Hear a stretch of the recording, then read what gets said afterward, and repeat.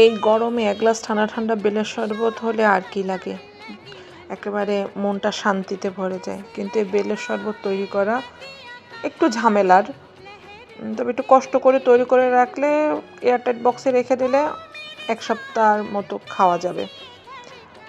সময় নিয়ে এই কাজটা করলে পরে ভালোই লাগে।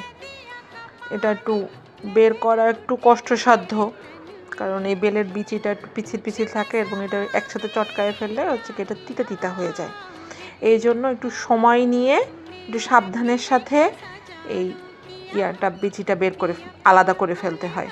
এটা আসলে এক্সপ্লেন করা যাবে না বলে এটা হচ্ছে গিয়ে নিজের থেকেই করতে হবে। আর ভিডিওতে আমি যতটুকু সম্ভব সেটা দেখালাম। আপনারা আপনাদের মতো করে আলাদা করে নেবেন, যেন ওই যে বিচির আর যে মাঝখানে হালকা একটা পর্দার মতো থাকে ওটা যেন ছিঁড়ে না যায়, তাহলে আর এটা তিতা লাগবে না, বেলের শরবতটা আর তিতা লাগবে না। এই জন্য একটু সাবধানে হচ্ছে গিয়ে বের করতে হয়। এটা হচ্ছে পার্ট পার্ট করা থাকে, তো ওইটা বের করতে একটু সাবধানের সাথে বের করলে ইজিলি বের করা যায়। আর আগে থেকে বলে রাখি, আমি এটা তৈরি করার আগে হাত ভালোভাবে ধুয়ে নিছি, কারণ এটা 1 হাত দিয়ে করা পসিবল না, 2 হাত দিয়েই করতে হবে। আমি হাত ভালোভাবে ধুয়ে নিছি। আর বেলের বেশি মজা লাগে হচ্ছে গিয়ে আমার কাছে এই শক্ত পার্টটার সাথে যেটা থাকে ওইটা, ছোটোবেলায় এটাই খেতাম বেশি। আর বেলটা অনেক মিষ্টি ছিল আর ভালো, আমাদের গাছের বেল। এখন এতে চিনি দিলেও হয়, আপনি যদি চিনি ছাড়া খেতে চান তাও খেতে পারেন, মধু দিয়েও খেতে পারেন। আমি এখানে 4 টেবিল চামচ চিনি দিছি আর পরিমাণ মতো লবণ। তারপরে একটু ভালো করে চটকায় নিছি। চটকানোর পরে এর ভিতরে যে শক্ত শক্ত দানাটা থাকে সেটাও আমি আস্তে আস্তে করে নিছি।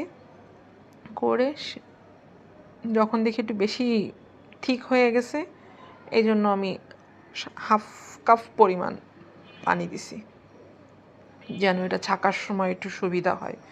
আবার বেশি লিকুইডই করে ফেলা যাবে না, তাহলে এটা ফ্রিজে রাখলে আর ভালো লাগবে না, এটা পানসে হয়ে যাবে তখন। এরকম 1/2 কাপ পরিমাণ পানি নিয়ে ভালো করে নেড়ে চেড়ে তারপর এটা স্ট্রেইনারে নিতে হবে, নিয়ে সময় নিয়ে ধৈর্যের সাথে এটা ছাকতে হবে, কারণ এটা ছাকা মানে অনেক ঠিক, তো এটা পড়তে চায় না ছাঁকনি দিয়ে। এই জন্য একটু সময় নিয়ে ছাকতে হবে এবং ধৈর্যের সাথে ছাকতে হবে। আমার হাত ব্যথা হয়ে গেছিলো এটা করতে গিয়ে। এমন একটা কনসিস্টেন্সি হবে।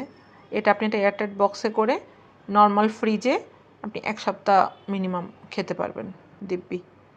আমি এটা অনেকে দুধ দিয়েও খেতে খায়, আর পানি দিয়েও খাওয়া যায়। আমার পানি দিয়ে ভালোই লাগে।